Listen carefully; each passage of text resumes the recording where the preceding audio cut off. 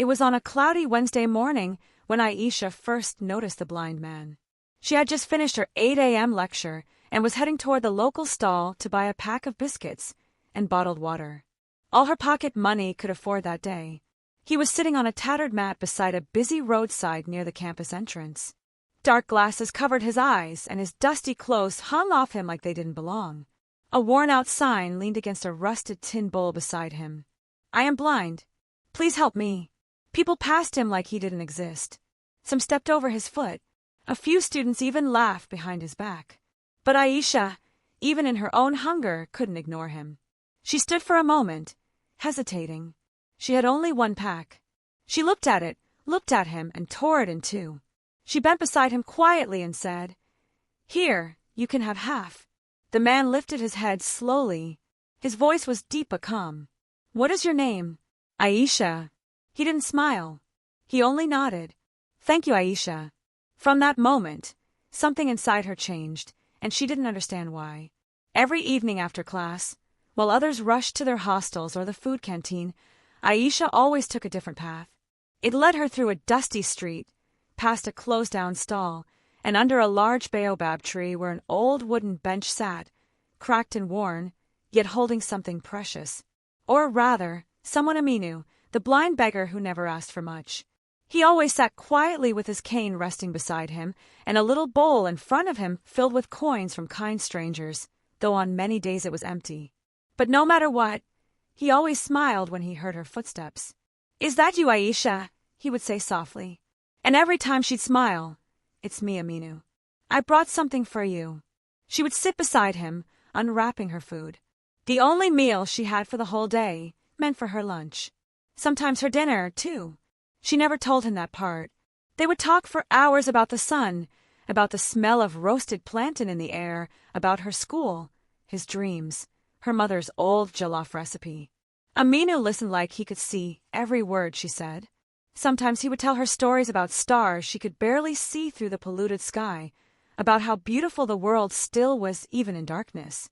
One day, while they were laughing about a story Aminu had just told about a goat that refused to sleep and danced all night, their peace was shattered. Some students from Aisha's university dressed in the latest designer outfits came walking down the street. They were loud, flashy. Gold chains glittered around their necks, and their sneakers looked like they'd never touched dust. At the front of the group was Tund, the ringleader, the one with a voice louder than thunder and pride, taller than any mountain.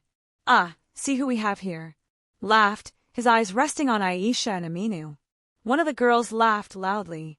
"Isn't that the scholarship girl sitting with a beggar again?"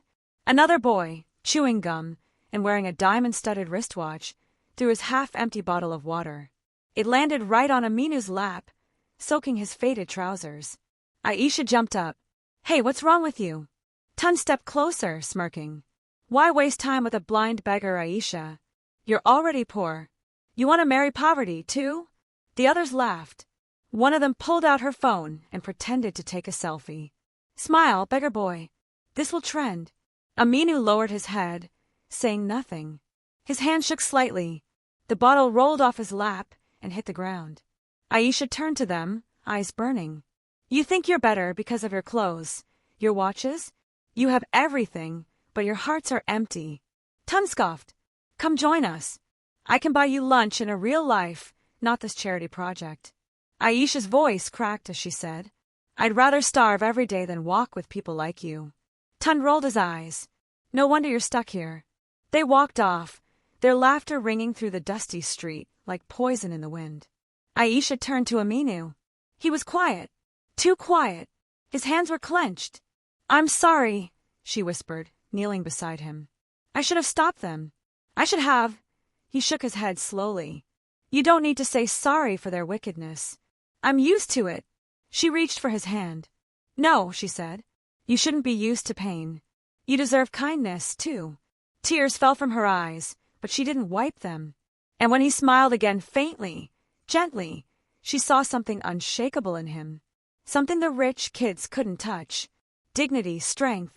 He was blind, yes, but Aisha saw clearly now. He could see the world more beautifully than anyone else. And that night when she walked home with an empty stomach and a heavy heart, She promised herself one thing. She would keep showing up no matter what. The next day, Aisha came with tears in her eyes. Aminu could feel it in her voice before she even spoke. "My scholarship, they've cut it," she said. "They said there's no funding this year." He listened quietly. "I don't know how I'll pay fees or rent or eat." She didn't cry for pity. She just spoke like a girl who was tired of pretending to be strong. Aminu reached out, fumbling until he found her hand. "I may be blind," he said softly, "but I see you, Aisha. You are gold." She froze. It was the first time someone had truly seen her pain. "I'll be fine," she said, wiping her face. "I'll look for a part-time job." She smiled at him, and Aminu made a silent vow that night. If she didn't give up on him, he would never give up on her. Meanwhile, across town in a heavily guarded mansion, chaos brewed. Uncle Ibrahim, Aminu's late father's younger brother, stood frozen with a letter in hand. It was a photo, a blind beggar in tattered clothes with a strong jawline and a familiar scar on his chin. "Is it possible?" he whispered. Years ago, he tried to erase Aminu, to take the inheritance for himself. He had paid men to get rid of him. But Aminu didn't die. If he was alive, if he remembered, the empire would crumble. On Friday morning, Aisha's class test was cancelled. She rushed to clean 3 houses before noon. By 3 p.m., she managed to gather 30 euros. Still not enough for rent. When she got back to her room, she found her mattress outside, flung carelessly beside a rusted bucket. A neighbor stood nearby. He said, "You were warned." Tears rushed to her eyes. "Where is he?" "Gone." He locked the door.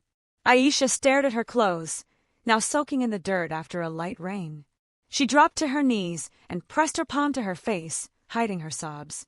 That evening, she didn't go to Aminu. She felt too ashamed. But the next morning, she returned with swollen eyes and a cracked voice. "I have nowhere to sleep," she whispered.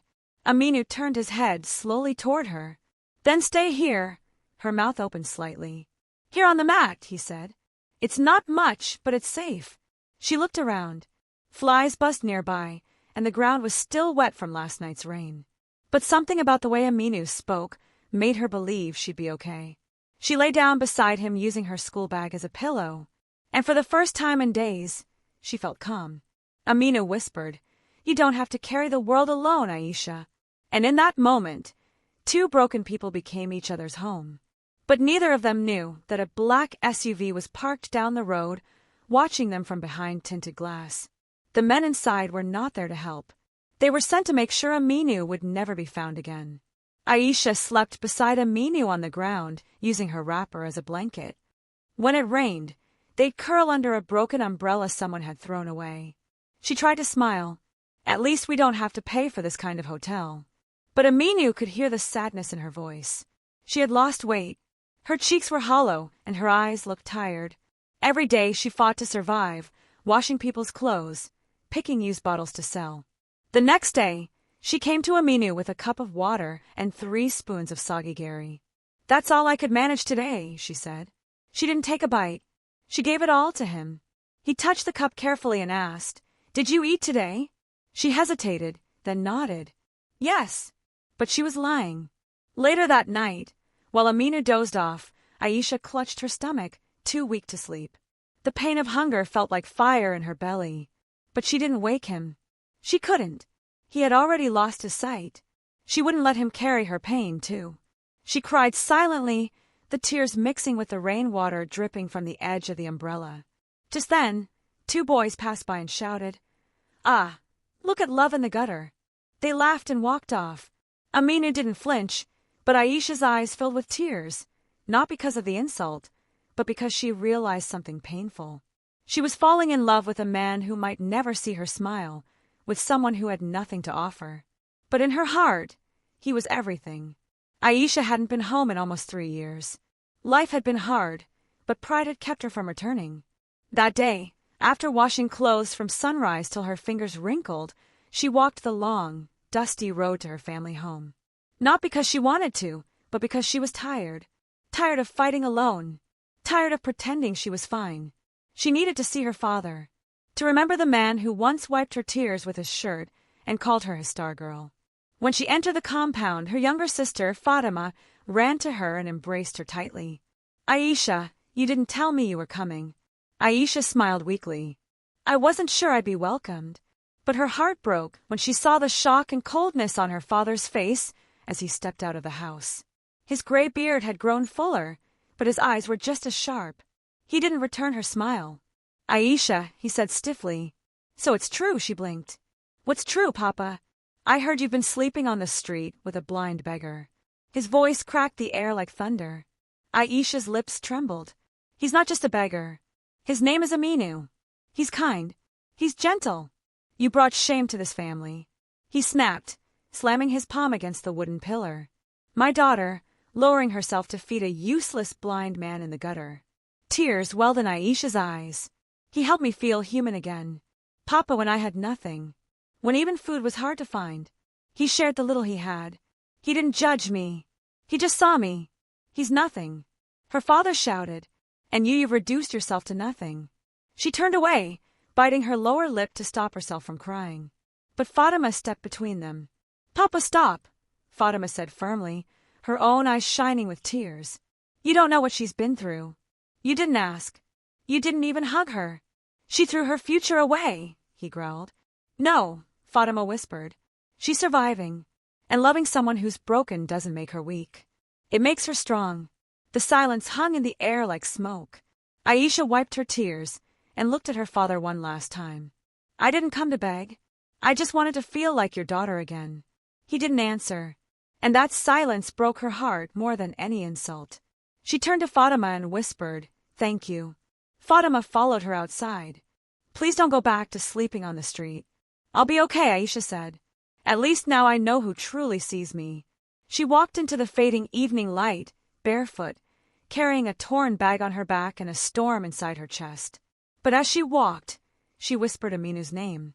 And for the first time in days, she realized that the only person who had ever truly accepted her was the man the world refused to see.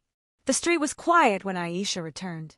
She walked slowly, her feet blistered, her shoulders aching, her heart shattered from her father's rejection. She could barely feel her legs. But when she saw Aminu sitting in his usual corner with his head bowed, something inside her broke again. Not from pain this time, but from love. A kind of love that felt bigger than her body could carry. Aminu, she whispered. His head lifted slowly. Though he couldn't see her, he smiled. That same calm, broken smile he always wore when she returned. His voice was soft. I thought you forgot me. Aisha dropped to her knees in front of him. Never. Not in this lifetime. She reached for his hands. They were cold. Aminu, you waited for me. I always wait, he said, because you're the only thing in this world I can still feel. Her heart cracked wide open. Tears fell freely, dripping onto the back of his hand as she pressed her lips to his knuckles. I went home. My father doesn't want me anymore. There was silence for a moment. Then he whispered, Then you and I, we belong to the same world now. They sat like that for a long time, holding hands. Two broken souls drawing warmth from each other. Then suddenly, without warning, Aminu collapsed forward, falling into her arms. Aminu! She screamed, shaking him. His body was cold. His breathing was shallow. No, no, no. Stay with me. She laid him on the ground, cradling his head in her lap. His lips trembled. I haven't eaten in 3 days, he confessed weakly. I saved the biscuits you brought. I was waiting to eat it with you. Aisha sobbed. You foolish man. I would have given you everything. He coughed, and a tear escaped the corner of his blind eyes. I wish I could see you just once, he whispered. Then close your eyes, Aisha said, crying harder. And picture me the way you feel me. I'm always smiling because of you. Aminu's hands trembled as he reached up to touch her face. His fingers traced her cheeks like they were reading a story. You feel beautiful.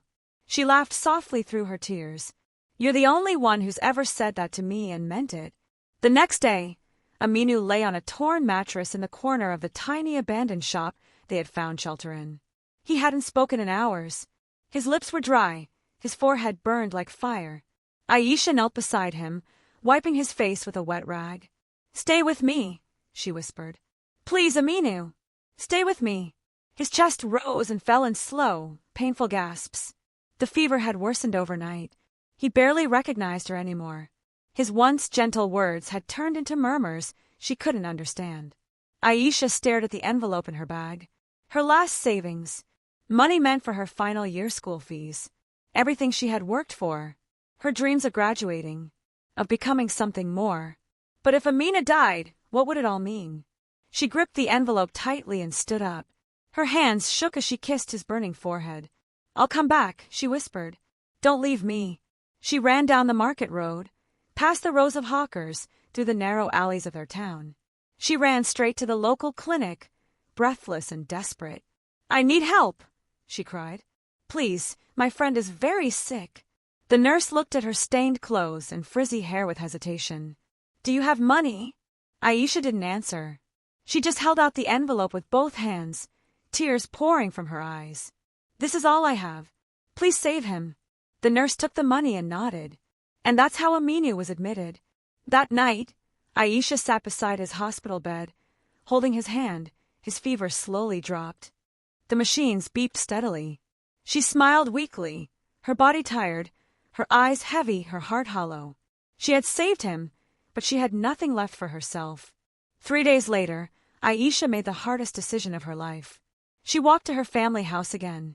Her school had sent a notice. "Pay your remaining fees by Monday, or you'll be withdrawn." She took a deep breath and knocked on the door. Her father opened it. "What do you want?" he asked coldly. Aisha bowed her head. "I need help." He didn't move. "My school. I used the money for Amina's treatment. He would have died. Papa, please just help me pay what's left." He stared at her with disgust. "You still haven't left that blind beggar. He's healing. He's not a beggar, Papa. He's a man. A good man." Her father laughed bitterly. "Then let that good man pay your fees. Or better still, let him carry you on his back to class, since that's the future you chose." "Papa, please," she cried. "Just this once. Don't let me lose everything." He stepped closer, his voice rising. "Everything. You lost everything the day you threw away your dignity. You're no daughter of mine." Those words hit her harder than a slap. Her knees buckled. She knelt at his feet, crying, "Please, please."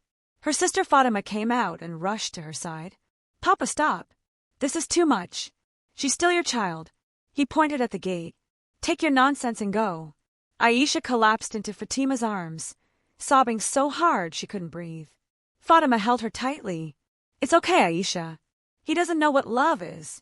But I do. I see what you're doing. I see how strong you are." Aisha whispered through tears. "I've lost everything." "No," Fatima said, brushing the hair from her face. "You still have your heart. You still have Aminu. You haven't lost. You're just choosing a different kind of victory."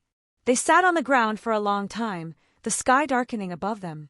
And somewhere in the hospital bed down the road, Aminu stirred for the first time in days. The hospital room smelled of old antiseptic and quiet pain. Aisha sat at Aminu's bedside, her head resting on the edge of his bed, her eyes heavy with exhaustion. She hadn't eaten properly in days. Her body was weary, her spirit bruised, but she stayed because love made no room for comfort. Amina stirred. She blinked. His hand twitched slightly. Aisha shot up. "Aminu." His eyes opened slowly. He blinked a few times, dazed. She gasped, grabbing his hand. "You're awake." He turned toward her voice. "Aisha." She broke into tears, covering his hand in kisses. Yes, I'm here. You're okay. You're back." He looked around, confused. "Where are we?" "In a hospital," she whispered. "You had a fever. I thought I'd lost you." He tried to sit up, but winced. She gently pushed him back down. "Don't rush. You're safe now." He reached for her hand. "You saved me again." She smiled through her tears with my school fees. He frowned. "No, you shouldn't have done that." "You're more important than a certificate," she whispered. "What good is paper if I don't have you?" Aminu's eyes glistened. "Aisha, you love me that much?" "I love you enough to lose everything for you." He covered his face with one hand, his body shaking softly. "No one's ever done that for me, not even my own family." Aisha wiped her tears and kissed his forehead. "Then let me be your family." Aminu slowly regained strength each day, but he still looked fragile. The clinic bed creaked beneath his weight as Aisha helped him sit up and fed him warm millet porridge she had prepared with borrowed ingredients. "Open your mouth," she whispered, smiling through tired eyes. He chuckled weakly. "You're beginning to sound like a mother hen." "Then sit still and let me take care of you," she replied, her voice softer now. Their laughter filled the small room, tired, broken laughter, but it was still theirs.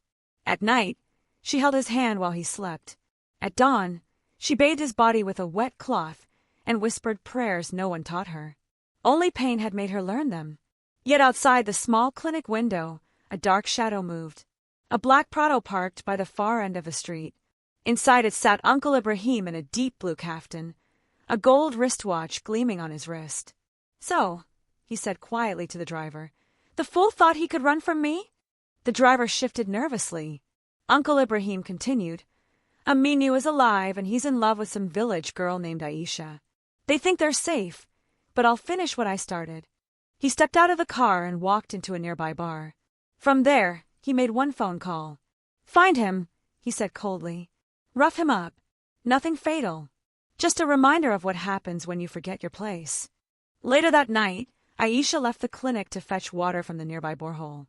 Aminu promised to stay in bed. The alley was quiet, too quiet. As Aminu stepped out slowly, stretching his legs for the first time in days, he didn't notice the three men waiting in the shadows. "Hey, blind boy," one of them called out mockingly. Aminu turned his head. "Can I help you?" The first punch landed in his stomach. He gasped, falling to the ground. Another kick, then another. His body curled in pain, but he didn't cry out. "Stay away from her." One of them spat. "You don't belong here. Street trash like. You shouldn't touch a girl like that." They kicked him again, his ribs this time, his breath caught. But he still didn't scream. When Aisha returned with the water bowl, she found him bleeding at the clinic's back door. She screamed so loud the entire neighborhood heard. "Aminu!" She dropped everything and rushed to his side. His face was swollen. Blood trickled from his mouth. She cradled him, sobbing. "Who did this to you?" He shook his head. "It's nothing. Nothing, Aminu. Look at you." But he turned away. "I'm sorry." She held him tighter, rocking him. "Why is the world so cruel to you?" He didn't answer. But deep inside, Aminu knew his uncle had found him, and this was just the beginning. Aisha hadn't slept in 2 nights. She sat by Aminu's bedside, her fingers brushing gently over the bruises on his cheek. He winced a little, and her heart squeezed. "I should have stayed," she whispered. "You had to fetch water," he said softly. Still, guilt aided her. "What kind of world is this, Aminu? Why is loving you so dangerous?" He didn't answer, but his eyes, clouded by pain and hidden truths, held so much sorrow. She kissed his forehead. "No matter what happens, I won't leave you." Outside the clinic, a silver car rolled past slowly. Inside it sat Yusuf, tall, confident, clean-shaven. His smile could melt a room. His clothes, sharp and expensive, didn't belong in this kind of neighborhood. But his job wasn't to fit in. Uncle Ibrahim had picked him well. He was already a student at Aisha's university, known for his charm and generous spending. He had no problem getting girls. But this time, his mission was different. The next morning, Aisha walked into her school late. Her eyes were swollen from crying, her shoes torn from running back and forth between school and the clinic.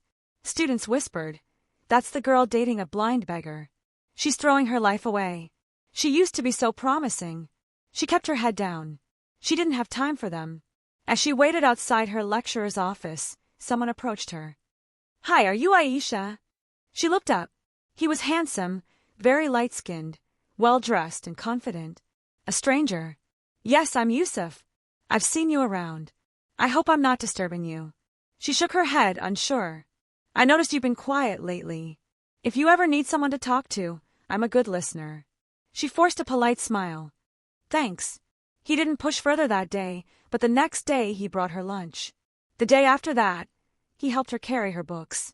And soon, the whispers changed. "Is that Yusuf with Aisha? Ah, so she's leaving the blind beggar after all." Even some lecturers noticed. Yusuf was deliberate. Every kind gesture, every well-timed compliment, all designed to make Aisha feel seen, appreciated. And confused. One evening after class, Yusuf walked Aisha to the school gate. "I heard what happened to your friend," he said gently. Aisha paused. "He has a name. Aminu." He nodded. "I'm sorry. I didn't mean any offense." They walked in silence for a while. Then he spoke again. "Aisha, you're beautiful, intelligent, strong. You deserve someone who can give you a better life." She frowned. "I didn't ask for better. I asked for love." "I know," he said carefully.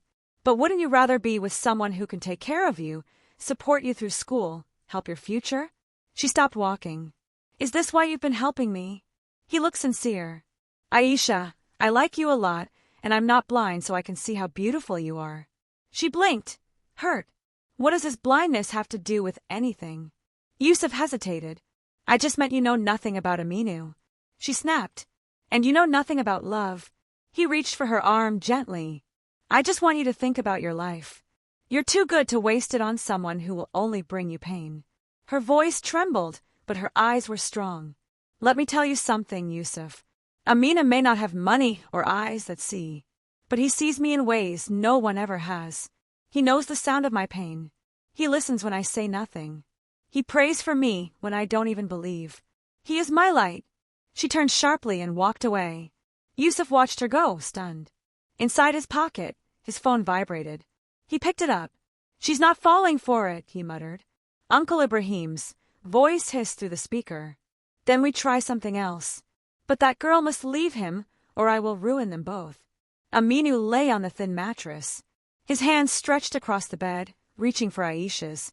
She sat beside him as always, her eyes tired but full of love. "Are you sure you're feeling better today?" she asked, brushing his forehead gently.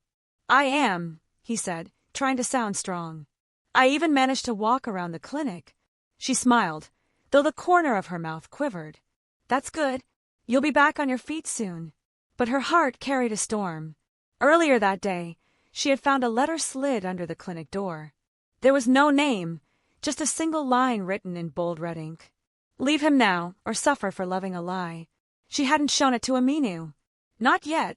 As he fell asleep, she stepped outside with a letter in her hand. Her chest ached. Who hated Amina so much? Why was love such a dangerous road? She sat on the clinic step fighting tears. Then her phone buzzed. Unknown number. She hesitated and answered. The voice on the other end was low, almost a whisper. "Do you love him enough to die for him?" She gasped. "Who are you?" Then the call ended. Her hands shook. She looked around, but the street was empty. Meanwhile, in a dark office far across town, Uncle Ibrahim poured himself a glass of whiskey. "She's stubborn," he muttered. "Too loyal." His assistant stood nearby, nervous. "Should we keep pressuring her?" Ibrahim sipped his drink slowly. "No, the soft tricks are done. We tried the boy. She didn't fall." Now he paused, eyes cold. "Let's test her pain threshold." He opened a file on the desk. Inside were pictures of Aisha taken at different times at school, at the clinic, walking alone. "I want her to feel afraid, unsafe. I want her to blame Aminu for her suffering. Make her believe he's cursed." "Yes, sir." Ibrahim leaned back, a bitter smile on his face. "If I can't control Aminu's fortune, I'll destroy his heart." Back at the clinic, Aisha came inside, her face pale. Aminu was sitting up. "I heard your phone ring," he said. "Who was it?" She forced a smile. "Wrong number." He tilted his head. "Are you sure?" She nodded. "Yes, you should rest." But that night, she didn't sleep. Instead, she sat beside him, staring into the shadows, clutching the note in her hand. Her heart whispered doubts she didn't want to hear. Was their love strong enough for whatever this was? She didn't know, but she was afraid. Deeply afraid. What Amina didn't know was that danger was coming. Not with fists this time, but with words that could cut deeper than any blade. Uncle Ibrahim had found them. Dressed in a sharp African attire with a cold, cruel smile, he strolled into the clinic without warning. Aminu sat up weakly the moment he heard that chilling voice. Well, Uncle Ibrahim said, his voice echoing. "How's the little love story going?" Aminu froze. "Uncle Ibrahim, please." But his uncle was already facing Aisha. "You poor girl." He sneered, pretending to pity her. "Do you even know who you've been feeding and caring for like a wounded puppy?" Aisha looked at him confused. What are you talking about? Uncle Ibrahim grinned. Let me give you a little gift. The truth. That blind beggar you've been sacrificing your life for? He's no beggar. He's not even blind. Silence filled the room like a heavy fog. Aisha blinked. What? What did you say? Aminu's voice broke. Aisha, please. I can explain. Uncle Ibrahim interrupted, venom in every word. He's been lying to you, pretending to be poor, pretending to be helpless. He's a billionaire's son, Aminu Bello, the heir to Bello Holdings, my own nephew. Aminu stood weak but desperate. Aisha, listen, please. But it was too late. Her hands trembled, her eyes filled with tears. You lied to me. Her voice cracked. All this time, all those nights I stayed hungry just to feed you. I begged my father for help. I thought I knew you. Aminu took a step toward her. I wanted to tell you. I was going to, but you didn't. She cried, voice rising. You let me suffer for you. You let me give you everything when you already had it all. Why, Aminu? Why would you do that to me? Tears streamed down her face as she ran out of the room, heart shattered into pieces. Aminu tried to follow, but Uncle Ibrahim blocked the door. If you ever try to go near her again, he hissed, I will destroy you, Aminu. You hear me? Don't think of coming back. I own your name, your company, your life. Stay in the shadows where you belong. Aminu clenched his fists, eyes red with pain. But he said nothing. Not yet. Later that evening, Aisha sat in a dark corner of her room, curled up like a child. Her sister found her, cheeks wet with tears. Aisha, she whispered, sitting beside her. Talk to me. He lied to me, Aisha sobbed. After everything, he let me believe he was blind. He let me give up everything when he had so much. Her sister held her. I know it hurts, but maybe there's more to it. Maybe he had a reason.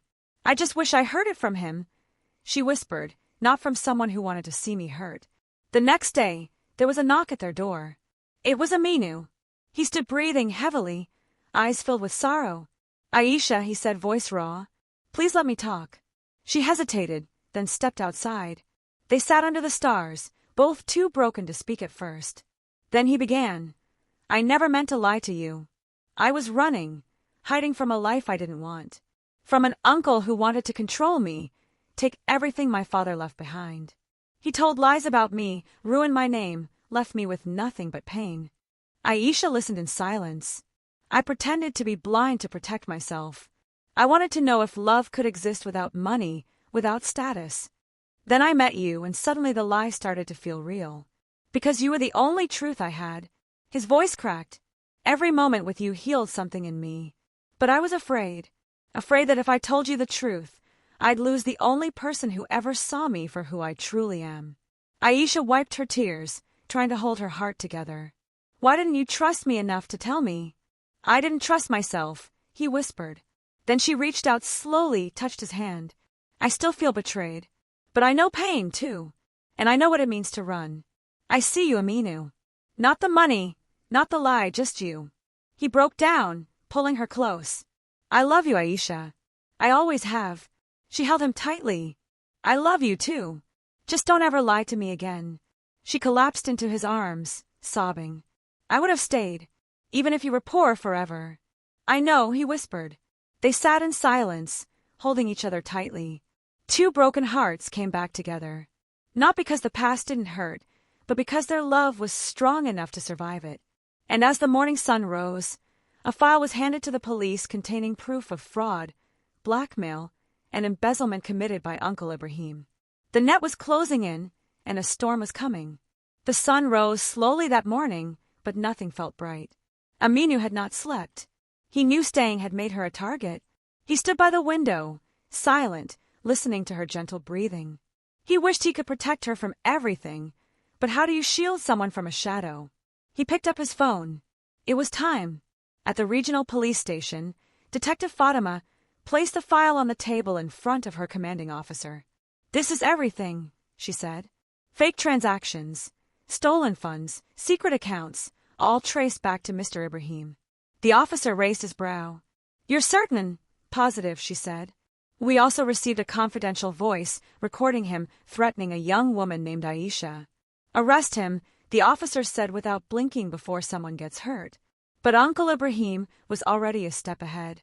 He sat in the back seat of a luxury black SUV, his fingers drumming against the door. His face was tight with rage. "They want to play games," he hissed. His bodyguard, a huge man with cold eyes, nodded. "We'll handle it." Ibrahim opened his phone and stared at Aisha's photo. "Take her." "No blood, just fear. She needs to understand what happens to people who ruin empires." That afternoon, Aisha went to buy food across the street from the clinic. Aminu had insisted she rest, but she had barely eaten in 3 days. Her feet dragged as she stepped into the dusty roadside stall. She didn't see the car pull up behind her. 2 men stepped out. "Excuse us. Are you Aisha?" She turned confused. "Yes. Why?" Before she could finish the sentence, one of them grabbed her arm. "Let go of me," she screamed. People nearby turned, but the men flashed fake ID cards. "She's under questioning," one said quickly. But Aminu had already sensed something was wrong. When Aisha didn't return, he stepped out with cautious steps, calling her name. Then he heard it, her scream far off in the alley. He ran faster than ever, pushing past fear and pain. He followed the sound of her voice crashing into the alley. The men turned shocked. "Hey, step back." But it was too late. People from nearby shops had already started recording the scene. One threw a bottle, another a stone. In minutes, the crowd surrounded them. The men ran, but not fast enough. The crowd caught one. The other disappeared. Aisha dropped to the ground, shaking. Aminu knelt beside her, pulling her close. "I'm here," he whispered. "I'm here now." That evening, the police arrived with news. "Your uncle was arrested an hour ago," said Detective Fatima. Aminu nodded, holding Aisha's hand tightly. "He'll face everything," she added. "Attempted kidnapping, fraud, blackmail. His world just collapsed." But even with justice on the horizon, the wounds still bled. Aisha hadn't spoken since the incident. She stared at the wall in silence, her fingers curled into Aminu's shirt. He kissed her forehead. "I'm sorry," he whispered, "for everything, but some pains don't answer right away." The morning breeze was gentle, but something had shifted in the air. Aisha sat by the window, her fingers tracing invisible lines on the glass. It had been 4 weeks since the kidnapping attempt. 4 weeks since the truth shattered every lie Aminu had carried. He wasn't just a beggar. He wasn't just blind. He was Aminu Bello, heir to a multi-billion-euro empire stolen from him by his uncle who now sat in prison awaiting trial. And Aisha, she had stayed through the hurt, through the fear, through everything. Aminu stood behind her now, fully dressed in a tailored black suit. "I want to show you something," he said gently. She turned, eyes wide. "What is it?" "Come with me." They drove for hours out of the city, past tall gates, into a world Aisha had never imagined. The gates opened slowly, revealing a mansion the size of a palace with fountains, flowering trees, and marble steps that stretched like a dream. Aisha froze. "Aminu, where are we?" He stepped down and opened her door. "Home." Tears filled her eyes before she could stop them. "This can't be real." "It is," he said, gently taking her hand. "And I want it to be your home, too." Inside, the golden chandeliers glowed like stars. The walls were decorated with paintings, each one more beautiful than the next. And then from the far end of the hall, a woman appeared, dressed in gold and white, regal and calm. "Aminu, Mama," he smiled. "Meet Aisha, the woman who saved me even when I had nothing." His mother stepped forward, looked at Aisha, then pulled her into a warm embrace. "Thank you," she whispered, her voice breaking. "Thank you for loving my son when no one else would." Aisha broke down in her arms. The next day, Aminu drove Aisha to her family house, not as a beggar, not in rags, but in his finest attire, in a luxury car that made heads turn. Her father opened the door, shocked to see them. "Aisha," she stepped forward. "Daddy, I heard everything," he whispered. "I was wrong. I didn't protect you. I didn't believe in you. Can you ever forgive me?" Aisha's heart broke all over again. She ran into his arms. "I already have." Her sister joined them in tears. They all hugged. Laughter and sobs tangled together like music. Months passed. Aisha finished her final exams, graduated with honors, and landed her dream job at a top European firm. Aminu rebuilt his company with new leadership and transparency. His name was cleared, his image restored. And one bright afternoon, beneath an arch of golden flowers, he proposed. "I've loved you since the moment you handed me that biscuit, Aisha," he whispered. "Please say yes." She was already crying as she nodded. Yes, 1,000 times yes. The wedding was held in the gardens of the Bello mansion. Every guest had tears in their eyes as Aisha, in a shimmering white gown, walked toward the man who once sat on the streets with dusty feet and dark glasses. Her father walked her down the aisle, proud and redeemed. Her sister held her train, beaming. Aminu's mother wiped her tears every 3 minutes. The vows were simple. No long speeches, no rehearsed lines, just two hearts, promising to love each other no matter what. They kissed under a rain of rose petals, and the guests clapped for minutes. Years later, on the same bench where they once sat under the moonlight, Aminu and Aisha watched their twins play in the grass. The wind was soft. The past was far behind them. They had fought for this love with tears, pain, hunger, and sacrifice. But in the end, they won. No disguises, no secrets, just truth, forgiveness, and a love that would never die. And as the sky turned gold, Aminu leaned closer to her and whispered, "If I had to lose everything just to find you again, I would." Aisha smiled, tears in her eyes. "Me too." And they lived happily ever after. Dear viewers, what lessons did you take away from this dramatic tale? We would love to hear your thoughts in the comments below. If you enjoyed the story, give us a thumbs up, share it with friends, and hit that subscribe button. Don't forget to turn on notifications so you never miss out on our latest updates. Thanks for watching and stay blessed.